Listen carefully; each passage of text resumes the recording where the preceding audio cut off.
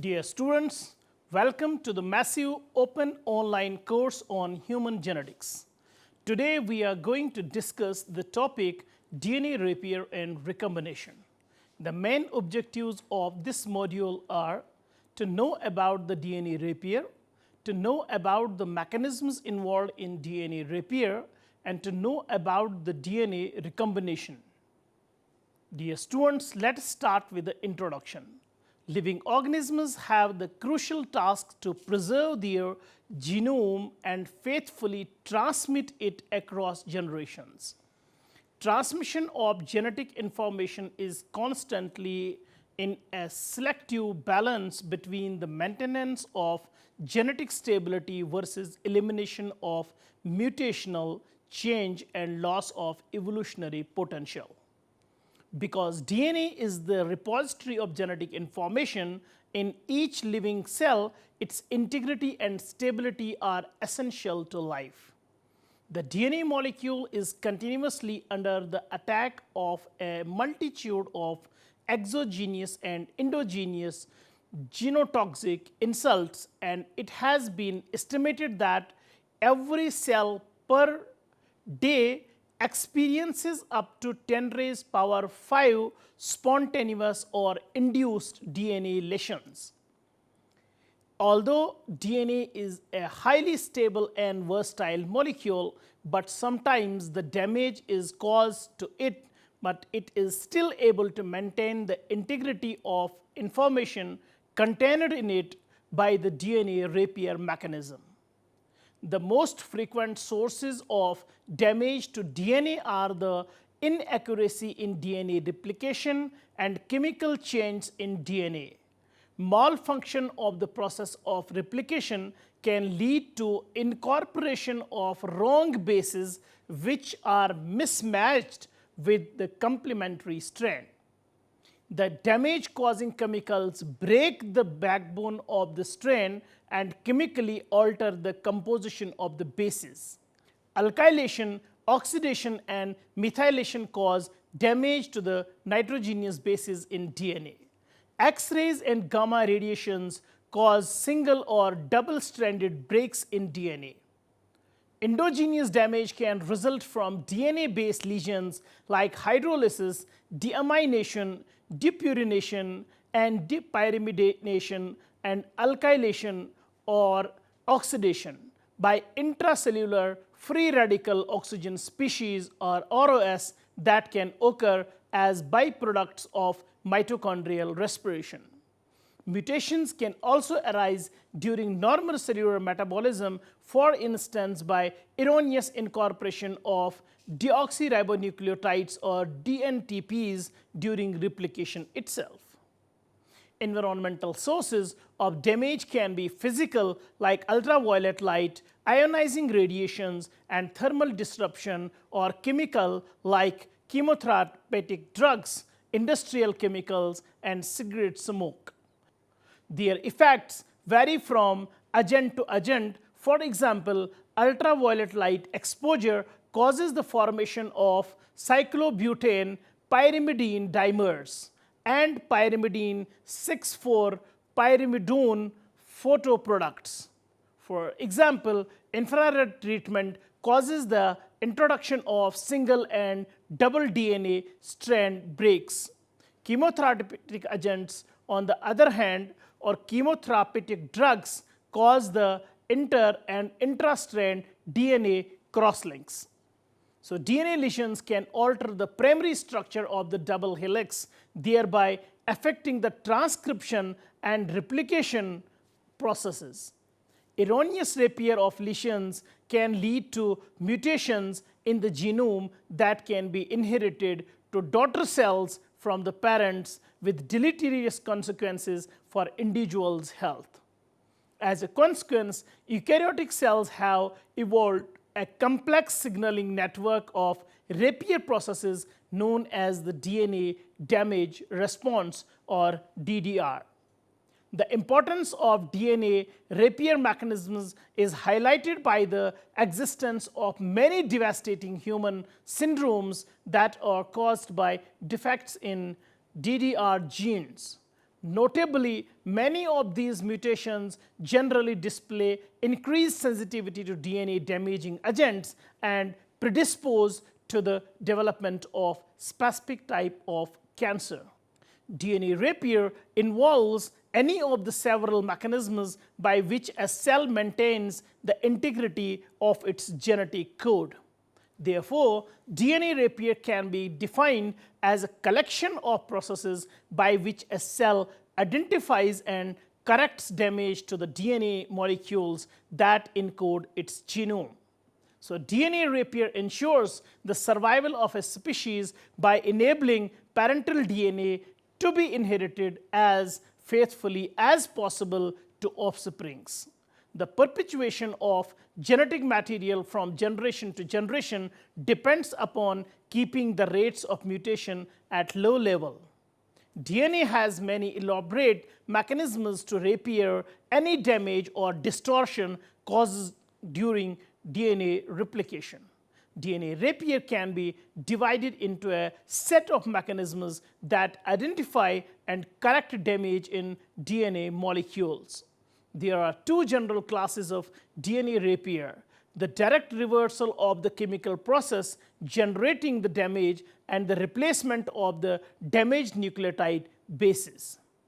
DNA encodes the cell genome and is therefore a permanent copy of a structure necessary for the correct functioning of the entire cell.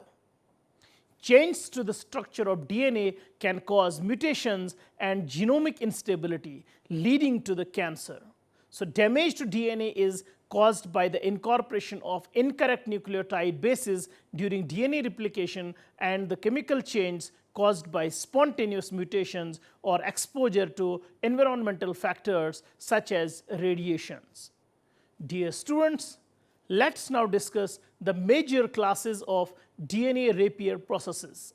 These are reversal of damage, nucleotide excision repair, base excision repair, mismatch repair, recombinational repair, and error-prone repair.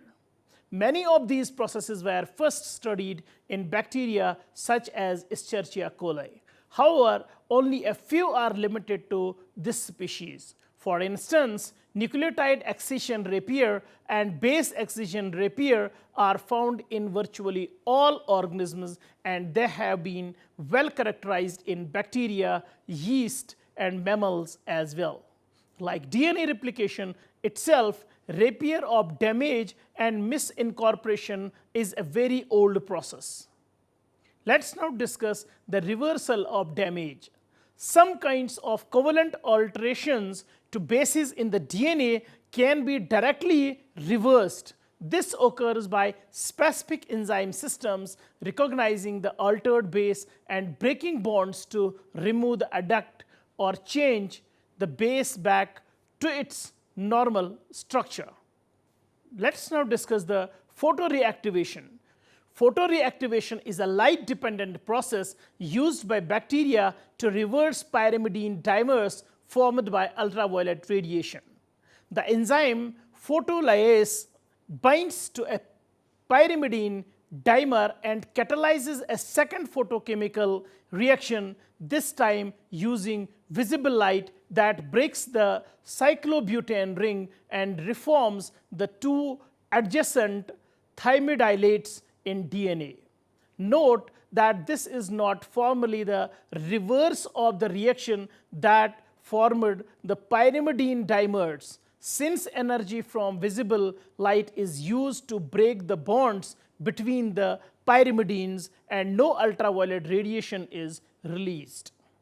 However, the result is that the DNA structure has been returned to its original state prior to damage by the ultraviolet light. The photolase enzyme has two subunits, which are encoded by the PHRA and PHRB genes in Escherichia coli. A second example of the reversal of the damage is the removal of methyl groups. For instance, the enzyme methyltransferase O6 encoded by the ADA gene in Escherichia coli recognizes O6 in duplex DNA. It then removes the methyl group, transferring it to an amino acid of the enzyme. The methylated enzyme is no longer active. Hence, this has been referred to as suicide mechanism for the enzyme. So now let us discuss the accession repair. Accession repair is the general mechanism by which repairs are made when one of the double helix strands is damaged. The non-defective strand is used as a template with the damaged DNA on the other strand removed and replaced by the synthesis of new nucleotides. There are three types of accession repair. First, the base accession repair. Base accession repair system involves an enzyme called N-glycosylase, which recognizes the abnormal base and hydrolyzes glycosidic bond between it and the sugar molecule. Another enzyme, an endonuclease, cleaves the DNA backbone on the 5' side of the abnormal base. Then the DNA polymerase, by its exonuclease activity, removes the abnormal base. DNA polymerase then replaces it with normal base, and DNA ligase seals the region. It involves at least 6 enzymes called DNA glycosylases. Each enzyme recognizes specific bases and removes them from DNA strand. The enzymes remove deaminated cytosine, deaminated adenine, alkylated or oxidized base. Base accession repair pathways start with a DNA glycosylation. For example, the enzyme uracil DNA glycosylase removes the uracil that has wrongly joined with guanine, which is really deaminated cytosine. Then AP endonuclease, that is apurinic or a pyrimidinic site, and phosphodiesterase removes sugar phosphate. AP sites arise as a result of loss of a purine or a pyrimidine nitrogenous base. A gap of single nucleotide develops on the DNA, which acts as a template primer for DNA polymerase to synthesize DNA and fill the gap by DNA ligase enzyme by joining the two. Dear students, let's now discuss the second system, that is nucleotide accession repair. Nucleotide accession repair is a widespread mechanism for repairing damage to DNA and recognizes multiple damaged bases. Nucleotide repair system includes 3 steps: incision, accession, and synthesis. Incision is done by endonuclease enzyme precisely on either side of the damaged patch of the DNA strand. In this way, damaged portion of the strand is cleaved. So, endonuclease enzyme involved are UVRA, UVRB, which recognize the damaged stretch of the strand. UVRC makes 2 cuts, that is incisions, on either side. So, exonuclease removes the damaged strand. Enzyme involved is UVRD. Later on, DNA polymerase synthesizes the new strand by using complementary strand as a template. DNA ligase forms phosphodiester bond, which seals the ends of newly synthesized strand to make it one complete strand. Dear students, let's now discuss the third type, that is mismatch repair. So, DNA mismatch repair, or MMR, is an inner cellular system of recognizing and repairing DNA replication and recombination errors which have occurred in DNA. That is, MMR is the system that is specifically for repairing copying and combination errors.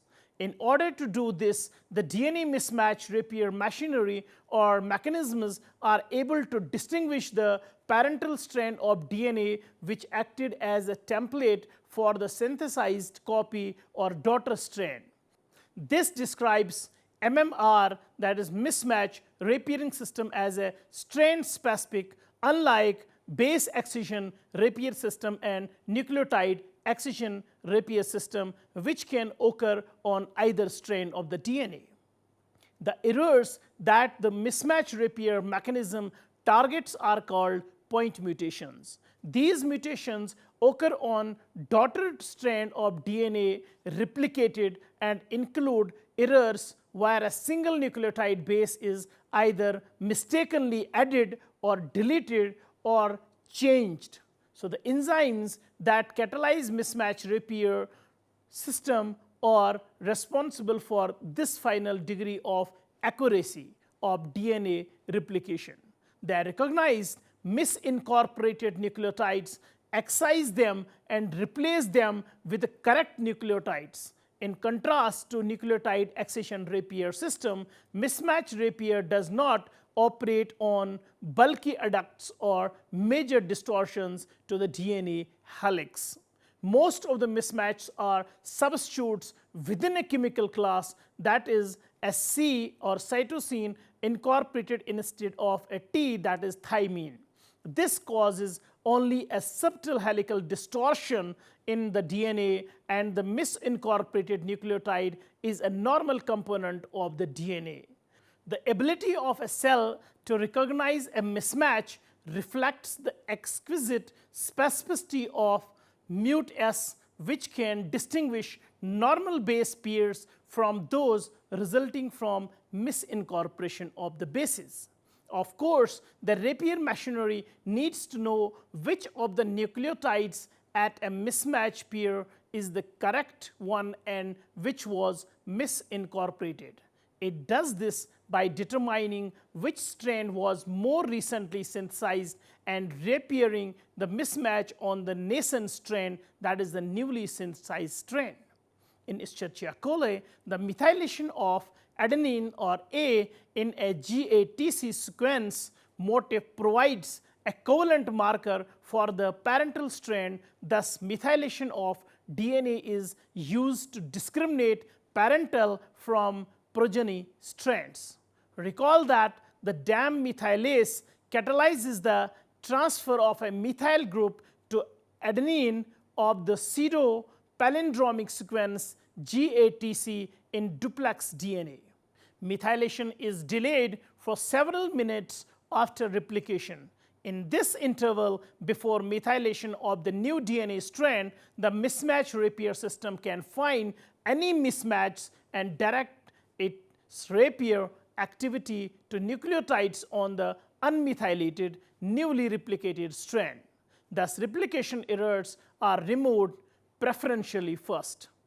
The enzyme complex MUTH, MUTL, and MUTS or MUTHLS catalyzes mismatch repair in Escherichia coli.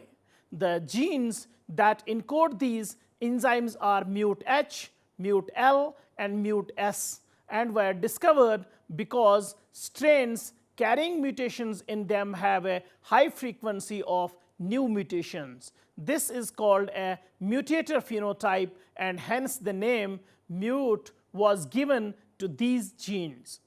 Not all mutator genes are involved in mismatch repair. For example, mutations in the gene encoding the proofreading enzyme of DNA polymerase III also have a mutator phenotype. This gene was independently discovered in screens for defects in DNA replication, that is DNA Q, and mutator gene MUTD.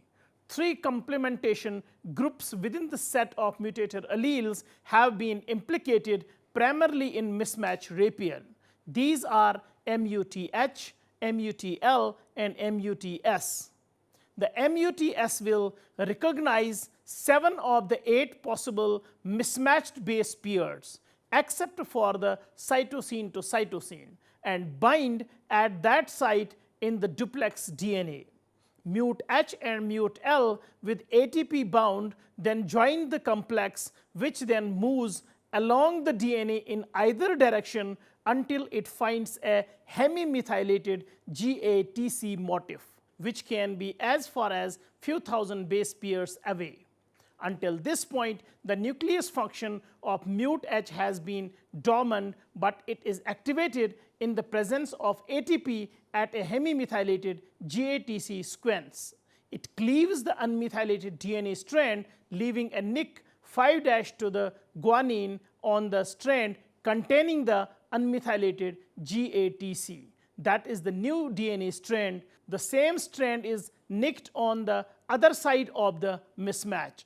Enzymes involved in other processes of repair and replication catalyze the remaining steps.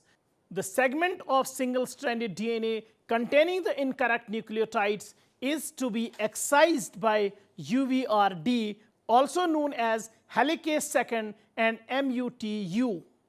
SSB and exonuclease 1 are also involved in the excision. As the excision process forms the gap, it is filled in by the concerted action of DNA polymerase III. Translation DNA synthesis. Translation DNA synthesis, that is TLS, is the process by which cells copy DNA containing unrepaired damage that blocks progression of the replication fork. DNA polymerase can skip past a lesion on the template strand, leaving behind a gap. It has another option when such a lesion is encountered, which is to synthesize DNA in a non-template directed manner. This is called translation synthesis, bypass synthesis, or error-prone repair.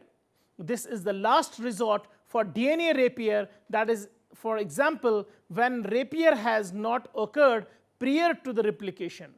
In translation replication, the DNA polymerase shifts from template-directed synthesis to catalyzing the incorporation of random nucleotides. These random nucleotides are usually mutations, that is in 3 out of 4 times. Hence, this process is also designated error-prone repair. Translation synthesis uses the products of the UMUC and UMUD genes. Dear students, this was all about DNA repair mechanism. Now let's discuss the recombination phenomena. Recombination was first recognized as the primary mechanism through which variation is introduced into the population.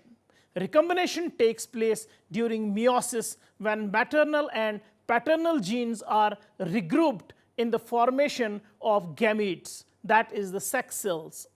Recombination occurs randomly in nature as a normal event of meiosis and is enhanced by the phenomena of crossing over, in which gene sequence called linkage groups are disrupted, resulting in an exchange of segments between paired chromosomes that are undergoing separation.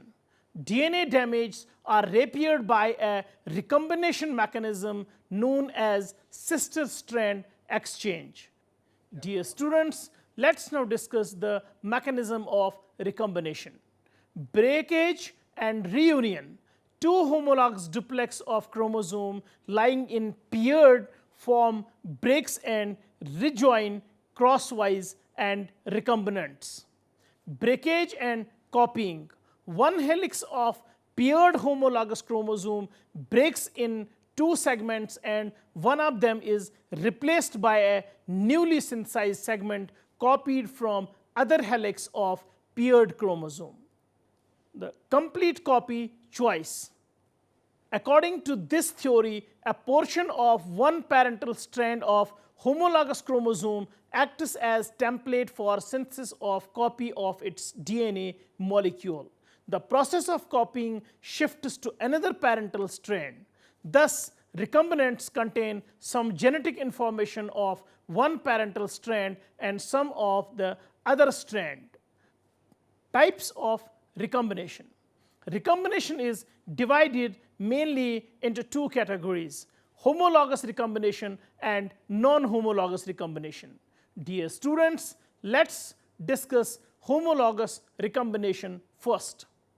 Homologous recombination, also called as generalized recombination, involves exchange of precisely corresponding sequences between homologous DNA duplexes. It's a reaction between two duplexes of DNA, and the enzyme responsible for this can use any pair of homologous sequences as substrates. Homologous recombination occurs naturally in eukaryotic organisms, bacteria, and certain viruses, and is a powerful tool in genetic engineering. In eukaryotes, homologous recombination occurs during meiosis, playing a critical role in the repair of double-stranded nicks in DNA and increasing genetic diversity by enabling the shuffling of genetic material during chromosomal crossover. In bacteria, homologous recombination is a major mechanism of DNA repair and facilitates the incorporation into DNA of genetic material received via horizontal gene transfer and transformation. In viruses, homologous recombination helps shape viral evolution. Homologous recombination plays essential roles in the repair of DNA double-strand breaks and collapsed replication forks. The fundamental reaction in homologous recombination is the exchange of strands between a single-stranded DNA and a homologous double-stranded DNA. This reaction is carried out by the Rec-A or recombination A or Rad51 family of ATPases. In repair, the double-strand break is resected to produce single-stranded DNA, which is then coated by Rec-A or Rad51 to produce a presynaptic nucleoprotein filament, essentially the substrate-bound form of the recombinase enzyme. This filament then binds to double-stranded DNA to form a synaptic filament, a key intermediate that mediates the search for homology, and when homology is detected, exchange the DNA strands to produce a new double-stranded DNA termed heteroduplex. Dear students, now we will discuss the models for homologous recombination. The first one, the Holliday model. In 1964, Robin Holliday proposed a model that accounted for heteroduplex formation and gene conversion during recombination. Although it has been replaced by the double-strand break model, at least for recombination in yeast and higher organisms, it's a useful place to start. It illustrates the critical steps of pairing of homologous duplexes, formation of a heteroduplex, formation of a recombination joint, branch, migration, and resolution. The steps in the Holliday model are two homologous chromosomes, each composed of a duplex DNA, are paired with similar sequences adjacent to each other. An endonuclease nick at corresponding regions of homologous strand of the paired duplexes. The nick ends dissociate from their complementary strands, and each single strand invades the other duplex. This occurs in a reciprocal manner to produce a heteroduplex region derived from one strand from each parental duplex. DNA ligase seals the nicks. The result is a stable joint molecule in which one strand of each parental duplex cross over into the other duplex. This X-shaped joint is called a Holliday intermediate or chi structure. Branch migration then expands the region of heteroduplex. The stable joint can move along the paired duplexes, feeding in more of each invading strand and extending the region of heteroduplex. The recombination intermediate is then resolved by nicking a strand in each duplex and ligation. Now, let us discuss the Meselson and Redding model. Meselson and Redding in 1975 proposed a model and is a more satisfactory scheme than the Holliday model. The Michelson-Rading model of genetic recombination was devised to allow the formation of heteroduplex DNA on one chromatid or on two chromatids within the same recombination event. Asymmetrical, that is, one chromatid heteroduplex is formed by a strand displaced by a DNA synthesis from a nick invading a homologous molecule.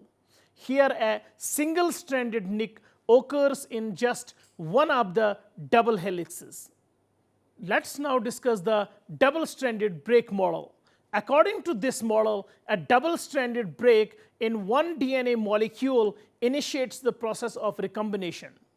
Double-strand break model of recombination explains production of crossover and non-crossover gametes. So double-strand break recombination results in two Holliday junction.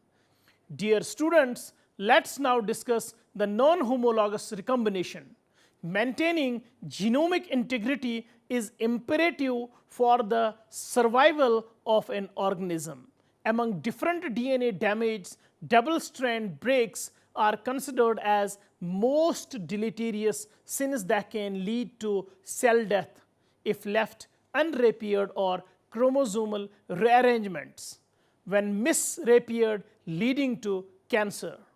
Non-homologous DNA end joining or NHEJ and homologous recombination, that is HR, are the major double-strand break repair pathways in higher eukaryotes, including the humans. HR, being a precise mechanism, uses extensive homology, while NHEJ is error-prone as it utilizes no or limited homology. NHEJ is a quick fix mechanism and operates throughout the cell cycle. During NHEJ, Ku protein heterodimer is recruited to DNA ends followed by DNA PKCs in association with ARTEMIS, which processes double-stranded breaks. Polymerase 1 and or epsilon fills these ends when required, followed by ligation using XLFXR-CC4. DNA ligase 4 complex, also called as specialized recombination, is a pathway that repairs double-stranded breaks in DNA. Non-homologous end joining or NHEJ is a pathway that repairs double-strand breaks in DNA. NHEJ is referred to as non-homologous because the break ends are directly ligated without the need for a homologous template, in contrast to homology-directed repair, which requires a homologous sequence to guide the repair system. NHEJ is typically guided by short homologous DNA sequences called microhomologies. These microhomologies are often present in single-stranded overhangs on the ends of double-strand breaks. When the overhangs are perfectly compatible, NHEJ usually repairs the break accurately. Now let us discuss the types of non-homologous recombination.